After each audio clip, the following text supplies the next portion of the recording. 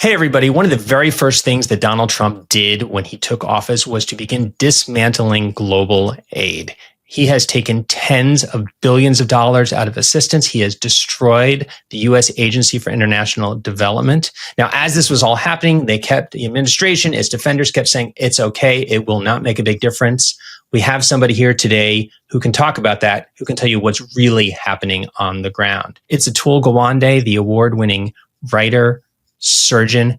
He was director of global health programs at USAID, and he's a former current writer at The New Yorker. Together with The New Yorker, he has put together a documentary called Rovina's Choice that can really show you what's happening now, what the real human cost of these cuts are. Atul, thanks for joining us. It's great to see you, Jonathan. Thanks for taking on the subject. I want to show people a clip from the video, but before we do that, I want to kind of set the scene.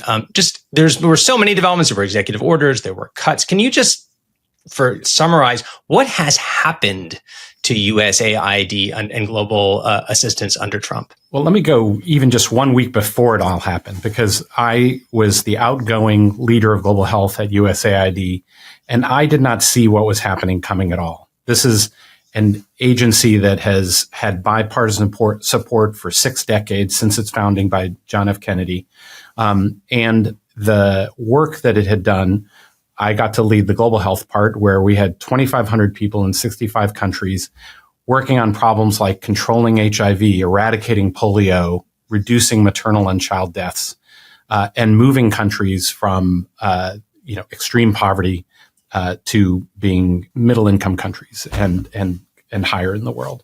I didn't see it coming because that support had been there because for the last 2 decades, USAID, in a recent analysis, had saved 92 million lives. It had reduced child mortality by 1/3 by doing this kind of work.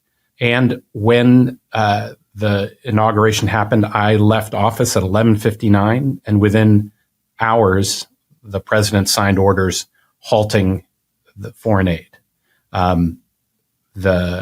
By the weekend, Secretary Rubio had implemented and sent letters out that no U.S. dollars could be spent in global health. That meant HIV medicines, tuberculosis medicines, malaria nets on the shelf could not be given. Food aid could not be given.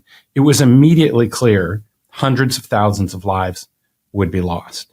And yet Musk continued to swing his chainsaw, and you had the entire dismantling of USAID, the purging of the staff, the termination of more than 80% of the awards and projects underway, the kneecapping of the rest, all against legal mandates.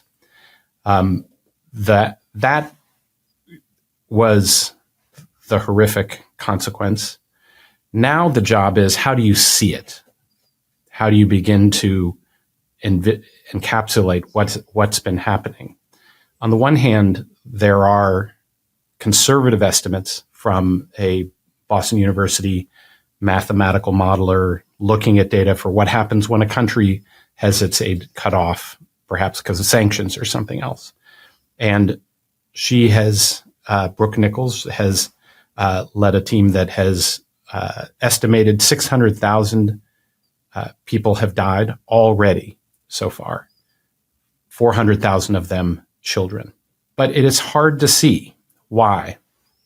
Partly because the deaths are scattered. It's also that some are slower deaths than others. You can see the deaths that are related to childbirth. You may not see the deaths for a while where HIV starts going out of control. It can take months or years sometimes for a death to occur, TB, et cetera. Also, it's hard to see because they cut off the funding for data monitoring that would have happened. They fired the inspectors general who could actually show how much food aid is rotting on the docks, how much medicines have been discarded. And so part of the reason to do a documentary is it's one way to be able to make things visible. Yeah, and you picked. You had a reason. You said you decided to go look at refugees and look at refugees in Kenya. Just real quickly, how did you zero in there? Why go there? Yeah, well, I was interested in Kenya because I'd actually spent a fair amount of time working with the Kenyan government in my role. Kenya is on the path that just has reached low middle income status. It's on a path that we've seen many countries follow. We aided Korea after the Korean War. We aided India in famine and then sent lots of technical assistance and training that turned their agricultural economy into, they became an agriculture exporter. We have done the same in Latin America, where countries went from less than 40% were reaching even middle income status. Now it's 80% are middle or high income status, with only a tiny fraction needing assistance along the way. So Kenya is on that path, but they are in a powder keg region. South Sudan, Somalia are on their borders, and USAID, as well as other countries, have been part of supporting keeping that country stable by having refugee supports in those regions. And I visited one of the camps there, but I've also visited HIV wards in Nairobi, primary healthcare centers in malaria-ridden zones. And I was particularly interested, however, in where our progress was against malnutrition. Here was, in the last 2 decades, an area where we've had extraordinary progress. Severe acute malnutrition deaths of children, when they would come into a hospital, they had a 20% or higher mortality rate 20 years ago. We have changed the protocol. That has now pushed care out of the hospital into community health workers visiting homes with young children, having a measuring tape and a scale, catching the severe acute malnutrition cases earlier, being able to give a fortified therapeutic food, a peanut paste, sometimes called plumpy nut, that can reverse the starvation and the worst effects and save lives. In the first few years of deploying it, it dropped the mortality rate from over 20% to under 5%. In the areas where we were working, we had achieved a 1% or less mortality. And understanding how that program was working, you still had other things you did at the hospital level, you had things done at the community level, and this had been responsible. One of the biggest reasons why in the last 20 years child mortality was dropped by half. And so I went to see where is this system now. Yeah, I mean, it was a remarkable progress. And I think there's this sense people have that, oh, this is all just money going in the drain. And we were making taking incredible strides forward. Let's go ahead, Dante. Let's go ahead and let's roll the clip from the documentary.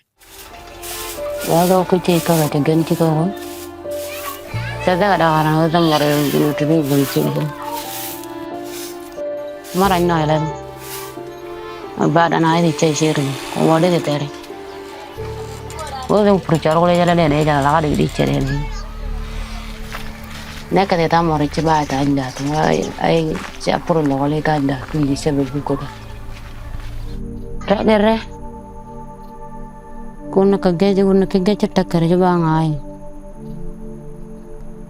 nei ci go ngolo tu to more di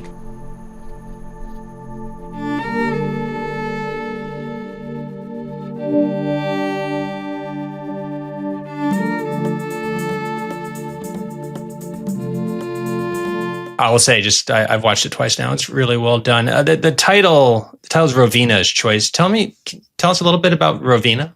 Who is Rovina? Yeah. Rovina is a woman who, with her family, had fled South Sudan after they saw relatives killed in the political instability and violence there.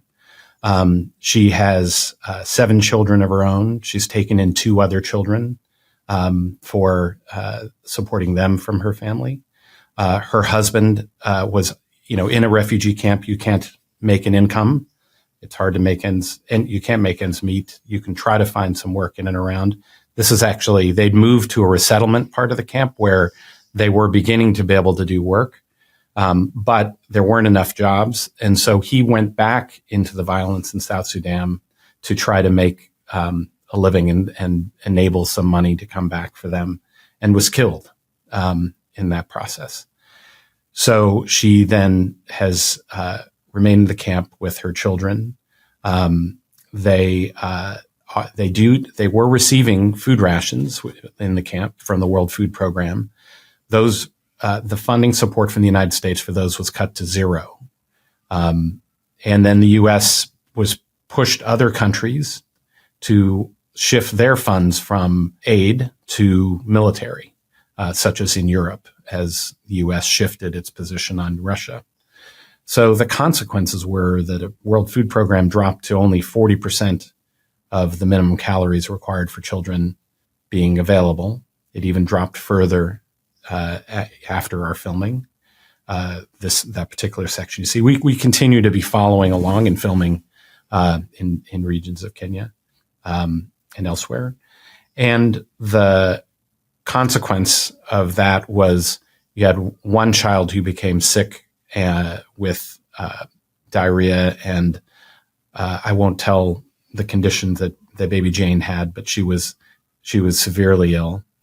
And Rovina's choice evokes the Sophie's choice of the fact that the other children, who ranged from quite young to teenagers, were at home with some supplies of food, but soon were not going to have food themselves. And she was going to have to face under the current circumstances, a terrible set of choices. We also meet the clinic staff and the team who are seeing their own staff cut by 2/3 because of the losses of aid, while facing an incoming surge of people having great difficulties and illness. Yeah. I was going to ask you if I assumed it was, the title was meant to evoke that. And again, I don't want to say too much about what's in the documentary, but that was clear. I'll just say you can see it on YouTube as well as the New Yorker, and thank you for having a chance to discuss that clip.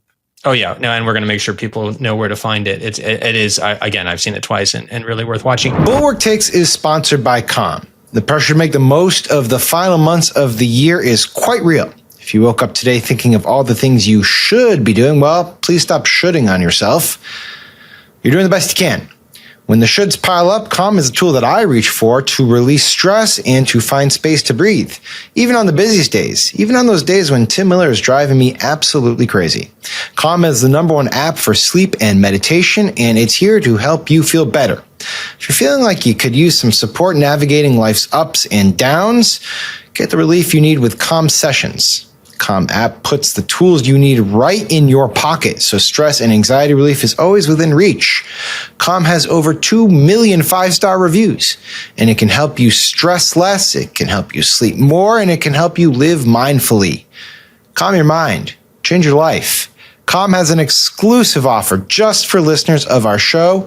Get 40% off a Calm premium subscription at calm.com/bulwarktakes. Look, that's an amazing value. 40% off. Go to calm.com/bulwarktakes for 40% off unlimited access to Calm's entire library. That's calm.com/bulwarktakes. And tell Calm you heard about them from me, the calmest guy on the internet. In practical terms, food rations down to 40% or more. What does that look like? I mean, what are we talking about here? We're talking about the family ended up having no more than one meal per day. That meal, they weren't assured that they could get protein. The mother is not well nourished, and baby Jane became so weak from lack of protein that she began to not even be able to breastfeed with the mother, nor take in, nor understand that she wasn't getting adequate protein. When you don't have adequate protein, you see some really terrible things happen: loss of skin integrity, swelling, and when you have a community health worker who's visiting, and especially for children that might be sick, you catch those issues and you're able to bring them in earlier. You also see the family situation and can assess and bring to attention where particular food supplements might be needed for other children in the family. The ones that are old enough to go to school do get one meal a day. The Kenyan government pays for virtually all of that school supplied nutrition. That's one of the most life-saving steps that has been taken as well with the support of USAID and others, is to implement wide school feeding programs. That goes back all the way to the 60s when USAID started, and part of what was brought to Latin America, and as one of the first steps, USAID helped show how to do in other countries.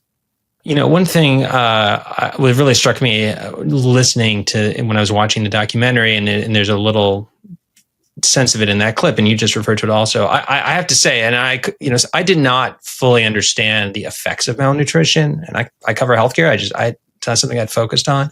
Can you talk a little bit, just to describe to people? Again, I don't want to go into too much detail, but when you mentioned skin integrity, why is that? What are we talking about here, and why is that dangerous? Yeah, so severe acute malnutrition is the most severe form of malnutrition, and one of the forms it can take is protein deficiency. You may get some calories, but you may not get protein. And without protein and basic vitamins, you can't create skin. You start losing the ability to form collagen, so skin wounds don't repair. And then at a certain point, you reach the point where the skin simply starts sloughing off, and you become unable to maintain your body temperature, where you also get skin infection because there isn't a barrier between you and infection in the outside world. They had not seen cases like that while they had the system in place, and they've had the system in place now for 2 decades. So seeing children come in, and she was not the only one. I was seeing other children in this ward, but you could see the world in this one person and case. We have made severe acute malnutrition deaths a rarity, that they do not need to happen. Those solutions had reached many, many people in the world. There's still, more than half of children are not yet getting this kind of access to what the modern management is, which is actually lower cost management as well. But rather than close that gap and maintain the programs that have been successful as countries transition to middle income status and take on those costs themselves, they were ripped away. They were simply removed with no conscience, no willingness to wrestle with the harms being done, working to prepare the governments for what might be coming, answering questions, offering some approach to transition. None of that. Instead, a complete denial that anything has been done. Yeah, there was a way to do this. Gradually, right? That's typically what you would tend. I don't know if typically, but I feel like, that was part of this. It was so sudden. It was just cut off. I think that my sense was that itself created disruptions, and even to the extent you could turn things back on, which they didn't really do in the end. Things happened so suddenly. There was just this sort of blast wave of damage. Yeah, I think the thing to understand is that there is an assault on the idea of cooperation to solve big problems in the world, and instead a belief that domination, predatory transactions are how the U.S. wins. And the thing is, it doesn't even win on its own terms. It doesn't make us more prosperous. It doesn't win us more respect. It ends up costing lives. You end up funding the most expensive parts of aid, and which is disaster relief, or you end up abandoning people, being an unreliable partner, and having nobody trust you in the world. USAID was formed out of the lessons of the Marshall Plan. The Marshall Plan was the instance where we'd had a world war, and instead of enslaving the enemy, we invested in Germany, in Japan, in Italy. We made them into peaceful, stable partners by helping them build their prosperity, and that built our prosperity. And John F. Kennedy said, we need to do that not just for Europe and Japan. We can do that around the world to our benefit. And it resulted in the eradication of smallpox. It resulted in the the vanquishing of famine for a couple billion people in the world, and turning places like Korea, India, major parts of Latin America into some of our biggest trade partners and sources of strength. What about the idea? I mean, I remember when this was all playing out initially, and you and I talked about it back then. There was this argument that, this is too expensive. There's tons of waste in the system. The USAID they're funding, ideological agendas, and that could be cut. And frankly, the Europeans could step up more. Why are we bearing this burden? What do you say when you hear that? I mean, I know you heard that from people. What was your answer? There is legitimate criticism of USAID. I've made much of the criticism. Too much money goes to international organizations instead of local organizations. Sometimes it will create dependency, and having pathways out of dependency is a constant necessity. There are spaces where you see waste that can be remedied. But let me tell you a couple of critical things. Number one was, I said, this is $24 per American taxpayer, where American taxpayers are already paying $15,000 in taxes to the U.S. government. It's a tiny fraction of our spending. It's the total amount for USAID is less than half of the budget of my hospital in Boston. And it's it's reaching hundreds of millions of people and saving lives by the millions. It is the highest impact agency in the U.S. government per dollar. So is there more efficiency that you can get? Yes. Compare it to our own American health system, however, and what we are achieving out of our own health system. What I saw and experienced was people doing extraordinary things at USAID. There have been areas of great policy disagreement, and we make the shifts from administration to administration. The Biden administration did woke things like wanting to back climate change prevention and renewable energy by helping build economies that are future-proof against climate catastrophes, wanting to improve diversity, equity, and inclusion in our programs rather than more homogeneity, inequity, exclusion. Those are policy differences, and a new administration is perfectly within its rights to make shifts in those priorities, and we'll have an argument about that. But the destruction of USAID has nothing to do with any of that critique. It's made the ability of the United States to do work around the world without needing the cost of the military phenomenally higher, right? It's hot. We've hobbled an entire system that gave us a foothold and influence in every part of the world. As a case in point, I had helped oversee the expansion of our pandemic prevention capacity, our ability to have surveillance and response to 50 countries around the world to create a network that eliminated blind spots. For example, opening up relationships with 3 countries in Central Asia, Kazakhstan, Mongolia, and Tajikistan, where working with virologists and laboratories, we had access to specimens. We don't have line of sight into Russia or China sitting on either side of them, but when disease comes through those areas, we can see it. We were tracking bird flu. We were tracking all kinds of disease that might be passing. All of that's been dismantled, which only makes us weaker. Yeah, does bird flu spread? Does that something go across? Yeah, really. Last thing. It's a very disheartening story to watch. It's a disheartening story to know what's going on.